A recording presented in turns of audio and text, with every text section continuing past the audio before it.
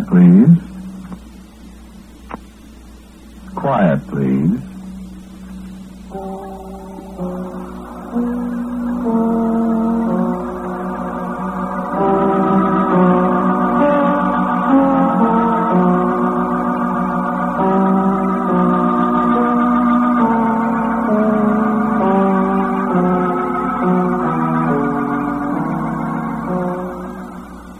Broadcasting Company presents Quiet, Please, which is written and directed by Wyllis Cooper, and which features Ernest Chappell. Quiet, Please, for today is called The Little Morning.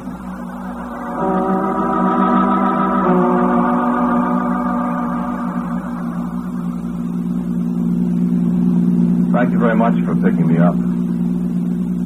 I didn't thank you before. It's very good of you to pick me up. That's all right. I've been waiting there quite a while, there where the road turns off. It was cold standing there. It gets cold at night here, especially by the ocean there. I was going to start walking.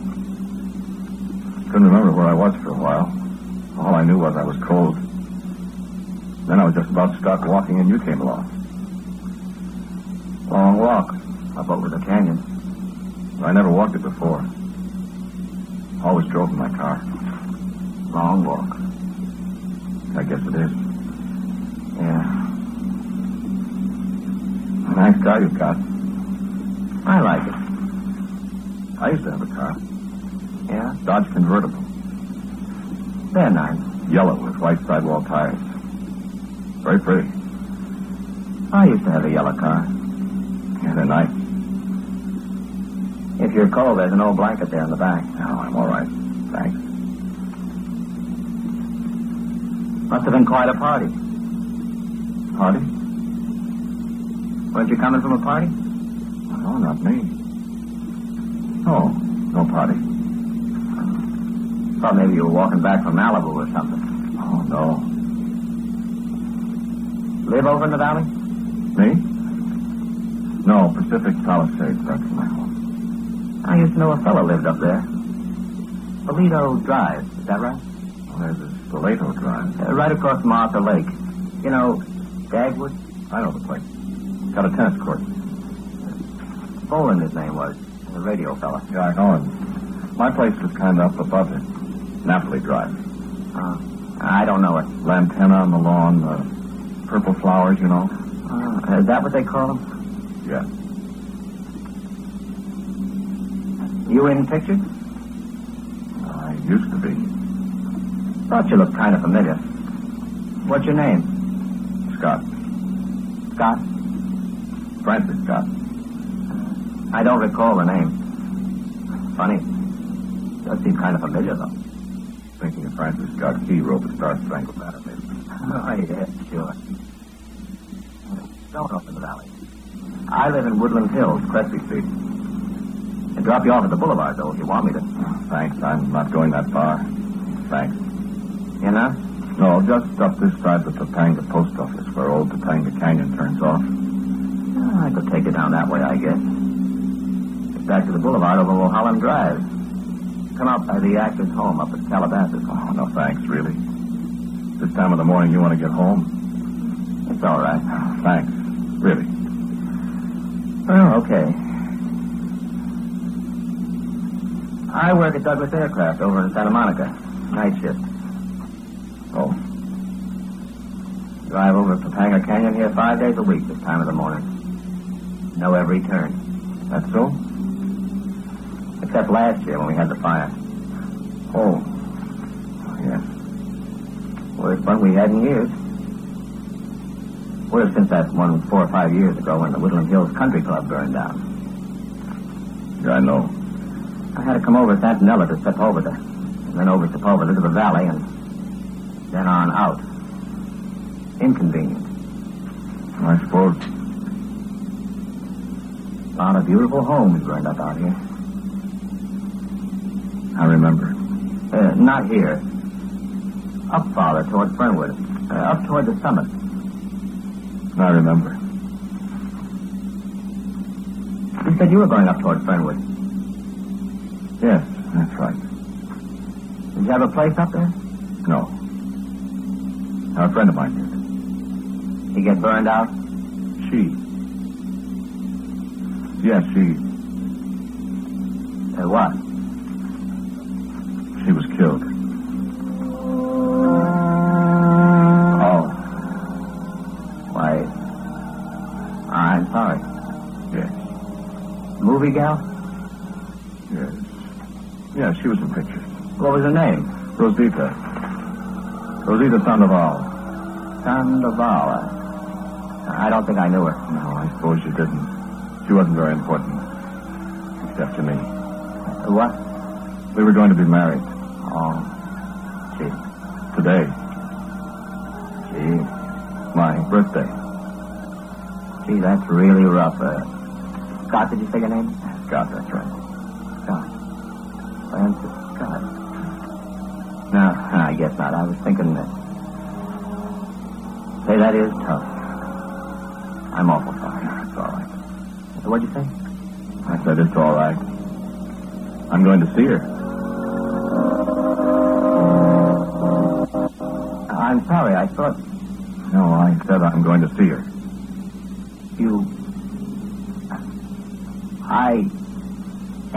She'll be waiting for me at the cabin. Don't you see, it's my birthday. But you said she...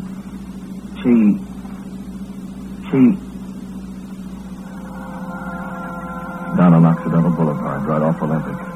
That's where I met Rosita. 2 months before my birthday last year. You've never been in a cartoon studio, I suppose, have you? Like Mickey Mouse? Rosita and I have worked there. I was an animator at this studio. Rosita was a painter. Well, you said... What? Excuse me for interrupting. Part of the studio where we worked was... Well, it still is. There's a long, low extension on the studio. We always called it a deck. Kind of like the deck of a ship. My office was next to the end, next to George's. Then was Arnold's office. Then Rosita's. Animators, well, they don't usually have much to do with the inking and painting department. But I got to know Rosita. I don't know much about cartoons. It's not important. I was an animator, I said. I made the sketches for the action of the picture. Key sketches. Then the in-betweeners make the rest of it. Rosita painted cells. I see. The individual action drawings on celluloid. Oh, that's the way you do it. I always wondered. Well, that's why I don't think I recognized your name or hers in pictures, see? Vaguely familiar, though. So I used to get my name on the credit cards at the beginning of the picture. You know, you see them. Story by George Gordon, animation by Arnold Gillespie, animation by me sometimes. Art direction by Bernice Polifka. Said your name, Francis Scott. Guess maybe that's where I saw it. On a title card. Credit card. Credit card, I mean. These cell painters don't get credit, is that it? Hardly ever. Rosita used to talk about someday she was going to see her name on the screen. Art direction by Rosita Sandoval. That's where I've seen your name, all right. On credit card. You said you're... This Miss Sandoval, is it? She got burned to... She was in the fire up here in Topanga last year? Yes. She died. Huh. I remember my birthday last year. With Rosita. You warm enough? Gets cold along here this time of day. No, I'm all right, thanks.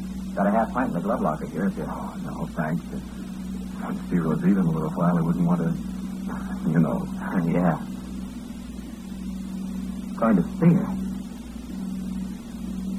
She, I mean, they bury her... I mean, up here in the canyon? Beg pardon? Mean you're going to, visit her grave? Oh, no. No, I'm not going to visit her grave. No, I'm going to see her. Well, you said she... It's my birthday today. I see. It's starting to get light. What? I say it's starting to get light. It stays dark down here in the canyon, but the sky's getting lighter. Morning. Oh. Yeah. The sun will just be coming up when we get up to the Topanga post office. Yeah, just about. Daylight saving gets light an hour later. Stays dark a long time down the canyon. That's right. Say. You said you were going to see her. That's right. But she... I remember my birthday last year. First birthday Rosita and I had together. That was my birthday, I mean. Is that so? We went down to Olvera Street. You know, the Mexican street down in L.A., down by the old plaza. She Mexican? I mean, was she Mexican? Way back several generations. You know how it is in Los Angeles. Mexican names, Sepulveda, Bandini, Carrillo. I think they came from Guadalajara. You ever been down to Olvera Street? Funny. I've lived here 12 years, ever since we moved out from Crookston, Minnesota. Never been down there. Heard a lot about it, though. Funny. I've got a friend who lives in New York, 18 years. Never been to the Statue of Liberty. Right there in front of him, never been there. Like me. Olvera Street's a pleasant place. Like a street in old Mexico on a spring night. Mariachis singing songs, guitars, singing Rancho Grande, Ajaísto, Cuatro Vidas. Mexican songs. Old Jose Herrera's candle shop. The wishing well where you throw pennies in and make a wish to come back. And all the smells. Yeah, I bet. Oregano, chili, saffron. I like Mexican food all right. We went to La Golondrina. Restaurant, huh? It's in the oldest place on Olvera Street. Built as a wine cellar when Olvera Street was just a ditch. Wonderful old place. Great food, atmosphere. Not a tourist trap at all. Waitresses, the waiters sing for you. They dance the jarabe, tapatilla. Half dance. Yeah, I know. I've seen it over in Canoga Park. You ought to go there sometime. You married? The wife and I don't get out much. Working nights, you know how it is. Rosita and I went to La Golondrina that night. Night before my birthday. Stayed there till closing time. Then it was my birthday. Fun. A year ago this morning. It seems a million years ago, though. I suppose. We're all by ourselves in the corner opposite the bar, just the two of us. The place was practically all dark. We didn't even know what time it was. Just Rosita's me. Rosita doesn't know it was my birthday. I hadn't told her. And I remember we've been sitting there a long time, just looking at each other. Candlelight, candles stuck in wine bottles, burning low and dropping tallow on the tablecloth. Perfume candles, Jose Herrera's, Baber's. Not saying anything for the longest time. I remember the waiter twisting over in the corner up by the bar. I said, "What are you going to give me for my birthday, Rosita?" Your birthday, Francis? Sure. It is now. 3 o'clock in the morning on my birthday. Oh, you didn't tell me it's your birthday. I'm telling you now, honey. Why didn't you tell me before? Forgot it. What do you want for your birthday?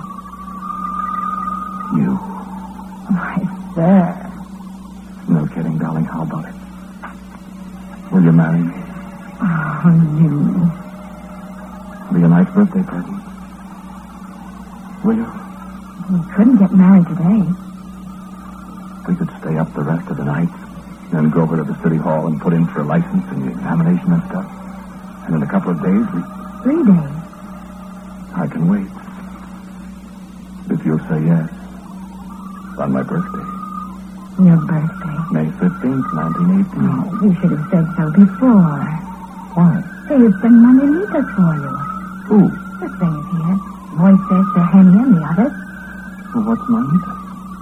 The little morning. You being Mexican now? In Mexico, in the old days, they used to come to your window on the morning of your birthday and sing Las Mananitas. Oh. Yes, Senora Castillo de Bondo's daughter was here a long, long time ago. When one of the guests had a birthday, the kids all come around your table in a little procession with lighted candles, and they sing to you. It's a sweet custom. Gee. I wish I... I wish you had, too. Lighted candles. And they blow them out at the right time in the song. What right time? The part that goes... Let me see now. El terreno de la esquina me quisiera hacer favor de apagar su linternita mientras que pasa mi amor. Beautiful. And that's where they blow out the candles. Why? If the watchman at the corner wants to help me, he could try. Just blow out your little lantern when my sweetheart passes by. Wonderful, darling. You know it all? Well, I've heard it all my life, every birthday. Oh, sing it for me for my birthday. Oh, no, not you. Well, nobody will care. Go on. Darling. Well, it's really supposed to be sung to a girl. I don't care. Sing it to me. And then I'll learn it and I'll sing it to you on your birthday. Rosita. Yo te amo. Ay, querido. Yo te amo. Estas son las mañanitas que cantaba el rey David, pero no eran tan bonitas como las cantan aquí. Despierta, bien despierta, mira que ya amaneció, ya amanece, rosita blanca de Rico. Despierta, bien despierta, mira que ya amaneció, ya los pajarillos cantan, la luna ya se metió. Qué bonita mañanita, como que quiere llover. Aquí está la mañana, cuando empezó a querer.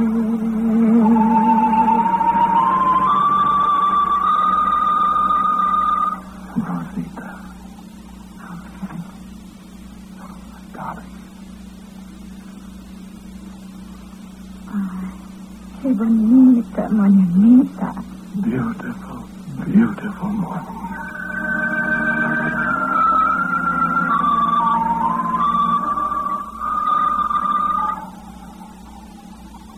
Beautiful morning. No, we didn't get married on my birthday. I've always regretted that. You didn't get married at all? No. The summer went on and we had so many plans to make, so many things to think of, so much to do. I've regretted it. I know. It's a beautiful song. That Margarita. Beautiful. I don't understand Spanish, but the tune's pretty. It's all about the beautiful little morning, the birds singing, and the moon hiding its face. Kind of like it is now. We made a little agreement, Rosita and I. Every year on my birthday, she'd sing Margaritas to me. Every year, she said. So we'd remember that morning. Cuando te empecé a querer. When we began, That was kind of a tough break, huh? Yes. Yes, it was. But today... What's that thing? What thing? Flower? Oh, this. Like the Jericho Rose. What's the Jericho Rose? I never heard of it. Remember in the song? The part about Rosita Blanca de Jericho? I don't understand Spanish. We used to laugh about how the song was for us. Her name, you know, Rosita. Little Rose. Little white rose of Jericho. The words were in the song all that time, and then Rosita is. You see. Very nice. For her grave? Grave? Oh, no, not for her grave. For her. Oh? You don't know about the Jericho Rose. See? Looks like a little ball of leaves. Spiky leaves. All wrapped up in a little ball. Yeah. When it blossoms, it's white. Little white rose. This one's all dead now, like... It's not dead. It'll be all right. It'll live again. For Rosita. Oh. Has another name, the Jericho Rose. Called the resurrection plant. Oh, I guess maybe I've heard of that. It blooms comes from Syria originally. Blooms, then after a while it withers. You think it died. Dries up, curls up in a little ball like this. Stay that way for years.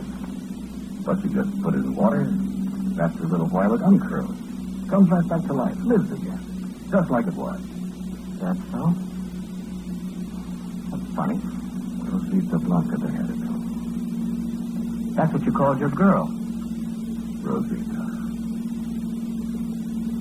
And we're pretty close now, aren't we? A little way yet. You sure you don't want me to take you over on the boulevard? You can get some breakfast. I've got to meet Rosita.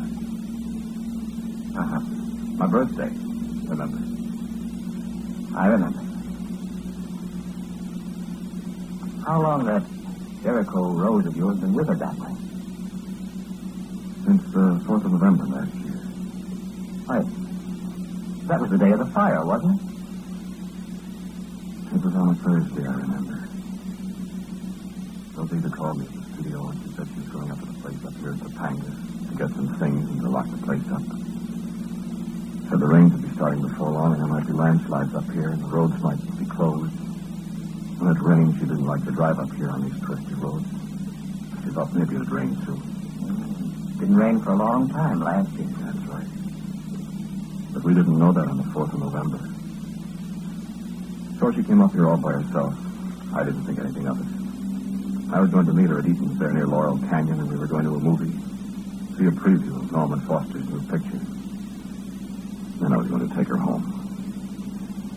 When did you hear about it? About 4 o'clock. Arnold came into my coupe there on the deck. Arnold had a little radio in his room, and he said, "Hey, Francis, there's a big fire up in Topanga Canyon."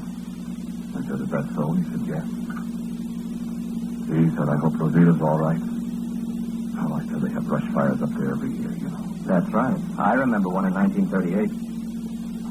I said, "She's all right. She's out of there long ago." And he said, "Francis, I'm scared from what they're saying on the radio. The thing's getting out of control, and... Well, Rosita will call me," I said, "as soon as she knows about it, so I won't worry." He said, "I hope so." And he went back into his office. I was working on some minute movies, some commercial. After a while, I got a little bit worried. I got all mixed up on the drawings. So I went into Arnold's room and listened to the radio. George was there, and Chuck, and Rudy. We listened. It sounded pretty bad. Then John came over from the office and he said, "That sounds like a bad fire up there in Topanga. Is Rosita all right?" Because he knew she'd gone up there in the morning. I said, "Oh, she'll be all right." And John said, "Well, I sure hope so." I saw Rudy shaking his head and I said, "Oh, cut it out." I walked out. I couldn't help it. I walked right into the inking and painting department, and all the girls were kind of looking sideways at Rosita's drawing board. And I walked over and looked at it, too. This was on the board. What? This rose. This rose of Jericho. I glanced at it in the morning, and it was so pretty. Little white flower. Happy little white flower. And when I looked at it around 5 o'clock, it was all withered up. Like it is now. Well, what did you... My heart just stopped. I couldn't say it. It was like... It was terrible. I ran out and got into my car, and I drove out of Lincoln through the afternoon traffic. I wonder I didn't hit somebody or get arrested. Well, I got on a shortcut I knew, and I went out Ventura about 70 miles an hour. County fire trucks were all over the place. I could see the smoke. I remember. When I got up to Topanga Canyon on the valley side, they stopped me. And I never did get up there. Then, they never found Rosita. That's tough. That's tough. I knew nearly lost my mind. Well, there's no use annoying you with a story. But it's all coming out all right this morning. Look, I mean... Sure, my birthday. Rosita said she'd sing lots of mañanitas to me on my birthday. Yeah, we're almost there. Right up ahead there, please. Look, Francis, can't I drive you on to... No, I'm going to meet Rosita. Yeah, but I wish you'd... Look. What? The Jericho Road. See? It started to turn green again. It's opened up. See? But what... I mean, how... The water. I told you, remember? What water? I'll stop right here, will you? Here? Listen, fella, you don't really... Of course. Thanks very much. Look at the road. Why, it's starting to bloom again. Of course. The water I told you. Look. How did it get into the water? The ocean down there where you picked me up. Wait a minute. Now I know where I knew your name. I read about you in the paper last night. I read about you. I read how Francis Scott, age 31 of Pacific Palisades, California, was drowned in the ocean off the foot of Topanga Canyon. Of course. How else could I possibly meet Rosita? You see? Rosita! Rosita!